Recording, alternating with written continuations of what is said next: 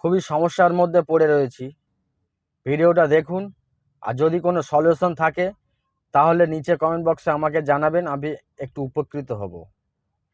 আমি এই যে গাড়িটা বসে রয়েছি, গাড়িটার ইঞ্জিন খুব ভাইব্রেট করছে, আর কেবিন কেবিন সমেত ভাইব্রেট করছে, স্টিয়ারিং ফিয়ারিং সব কিছু সমেত ভাইব্রেট করছে, কিন্তু এর কারণ কিছু বুঝতে পারছি না।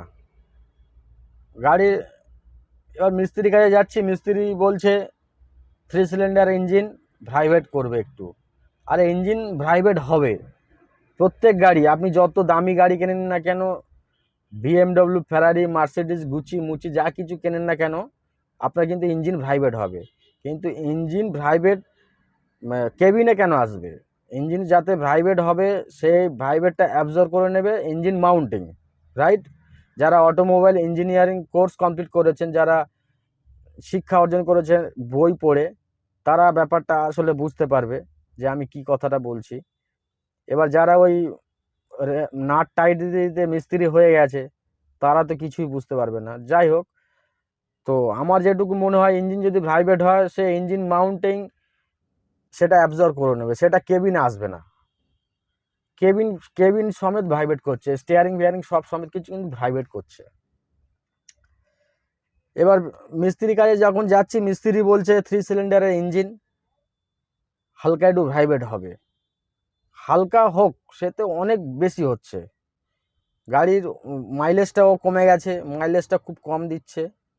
এটা অল্টো K10 গাড়ি আছে, অল্টো K সিরিজের ইঞ্জিন যখন এখানে লাগানো আছে, এর তো মাইলেজ মোটামুটি 18-19 করে দেওয়ার কথা। কোম্পানি ক্লেম করছে 22-25 করে মাইলেজ, বাট আমার অত দরকার নেই, 18-17 হলে আমার এনাফ, ঠিক আছে।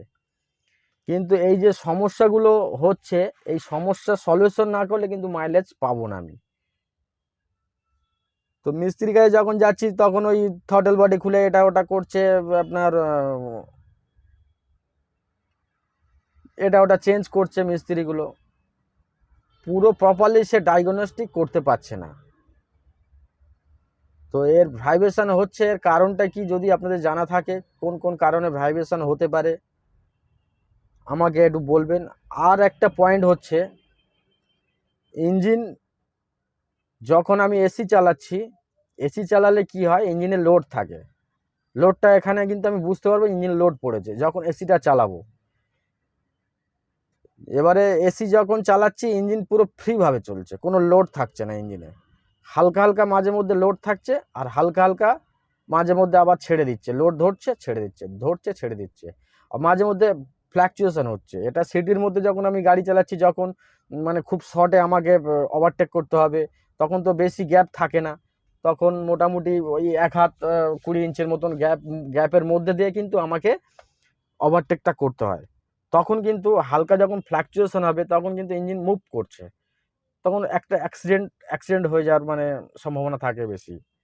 তো এই হালকা ফ্ল্যাকচুয়েশনটা হচ্ছে। আর এমনি নন এসিতে ইঞ্জিন মোটামুটি ভালো চলছে, কিন্তু এসি লোড দিলে বেশি ভাইব্রেশন হচ্ছে, আর আপনার হালকা হালকা ফ্ল্যাকচুয়েশন হচ্ছে। তো থ্রটেল বডি অনেকে বলে ক্লিন করতে হবে, তো ক্লিন করে আমি দেখেছি। চলুন তাহলে আমি ওই ইঞ্জিনের কেবিনের সামনে আমি আপনাদেরকে নিয়ে যাচ্ছি, থ্রটেল বডি কি অবস্থা। খুলে দেখাবো না, ওটা পরে একদিন দেখাবো। পুরো কেবিন সমেত ভাইব্রেট করছে, আর মিস্ত্রির কাছে গেলে বলছে ভাই এটা চেঞ্জ করো, ওটা চেঞ্জ করো, চেঞ্জ করতে করতে আমি পাগল হয়ে যাচ্ছি। সলিউশন যদি আপনাদের কাছে থাকে তাহলে বলবেন, আমি ইঞ্জিনের কাছে।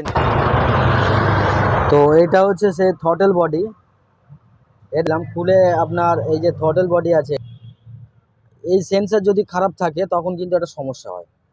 আর এখানে এখানে এই থ্রটেল বডি এখানে একটা মোটর থাকে, এর ভেতরে যদি পরিষ্কার করতে করতে আপনার ময়লা মাটির ভেতরে যদি কোনো তেল ফেল যদি ভেতরে ঢুকে থাকে, তখন কিন্তু ফ্ল্যাকচুয়েশন হবে। আমি পুরো ক্যালিব্রেশন করেছিলাম, কম্পিউটার ল্যাপটপ থেকে ক্যালিব্রেশন করেছিলাম, প্লাস আমি ওপিডি একটা কেবল কিনে আমি নিজে মোবাইল থেকে করেছিলাম, ঠিক আছে।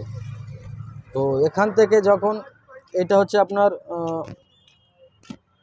Intact intake air temperature sensor, আপনারা বুঝতে পারছেন কি জানি না, sorry, intake air temperature sensor. এই সেন্সার সব ঠিক আছে। আমি যখন ওবিডি কেবল দিয়ে যখন ডায়াগনস্টিক করছি নো ফল্ট কোড দেখাচ্ছে, কোনো ফল্ট নেই। প্লাস আপনার আরপিএম মোটামুটি সব ঠিক আছে, কোনো অসুবিধা নেই। কিন্তু আমার মনে হয় এখানে সমস্যা, কিন্তু এটা ইলেকট্রনিক থ্রটল বডি তো, এখানে আপনার রিপিট করা আছে, কোনো নাট বোল্ট সিস্টেম নেই। রিপিট কেটে কিন্তু করতে হবে, রিপিট কেটে করলে ভেতরে ওয়াশ করলে তার আমার মনে হয় ঠিক হয়ে যাবে। তো এটা আমি যখন করব আপনাদেরকে দেখাবো। আর এখান থেকে খুব সমস্যা হচ্ছে, আর আমি এমনিতেও আপনার এইসব মোবিল টোবিল সব চেঞ্জ করেছি।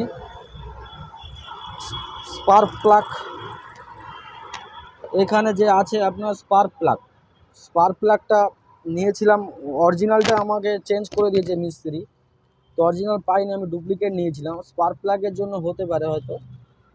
তো এই থ্রটল বডি আমার 100% এই থ্রটল বডির জন্য সমস্যা হচ্ছে। তো এটার দাম মোটামুটি 5-7 হাজার টাকা দাম।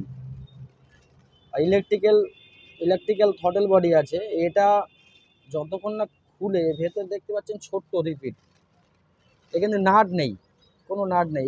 এই যে রিপিট কেটে এখান থেকে ক্লিন করতে হবে। আমি তো এটা খুলে ক্লিন করেছিলাম, ওয়াশ করেছিলাম, কিন্তু হয়নি। আর যদি এই ম্যাপ সেন্সার যদি খারাপ হয়ে যায় তখন কিন্তু একটা সমস্যা।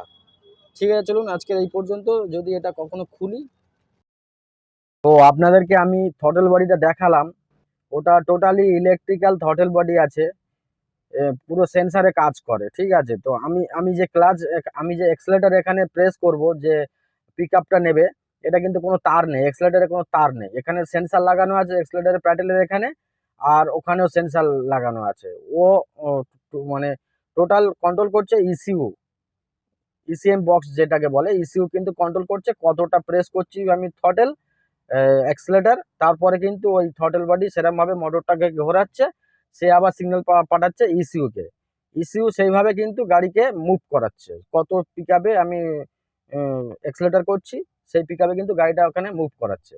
তো এখানে কিন্তু তার ফার কিছু নেই, কোনো তার নেই। তো তার নেই যেহেতু, এই জন্য একটু সমস্যা হচ্ছে। এখানে ওবিডি কেবল বা কম্পিউটার ছাড়া ডায়াগনস্টিক করা যাবে না। তো সব কিছু আমি করে দেখেছি, বাট আমার মনে হয় ওই ওখান ভেতরেই সমস্যা, কোনো তেল ফেল ভেতরে চলে যাওয়ার ফলে এই সমস্যাগুলো হয়, যেটা আমি রিসার্চ করে দেখেছি। যদি আপনাদের যদি জানা থাকে তাহলে আমাকে বলবেন। আর এটা কি সেকেন্ড হ্যান্ড যদি কিনি তাহলে কি ভালো হবে না খারাপ হবে, ওটা আমাকে বলবেন আমাকে। তো এই হচ্ছে মেন ব্যাপার, খুব সমস্যা। এর জন্য মনে হয় ইঞ্জিন ভাইব্রেশন হচ্ছে, সে ভ্যাকুম ঠিকঠাক হয়তো নিতে পারছে না। বিভিন্ন রকম সমস্যা থাকে। যারা অটোমোবাইল ইঞ্জিনিয়ার কোর্স কমপ্লিট করেছেন আশা করি বুঝতে পারছেন। তো প্লিজ দাদা ভাই একটু জানা থাকলে বলবেন। আজকের এই পর্যন্ত, দেখা হচ্ছে নেক্সট কোনো ভিডিওতে।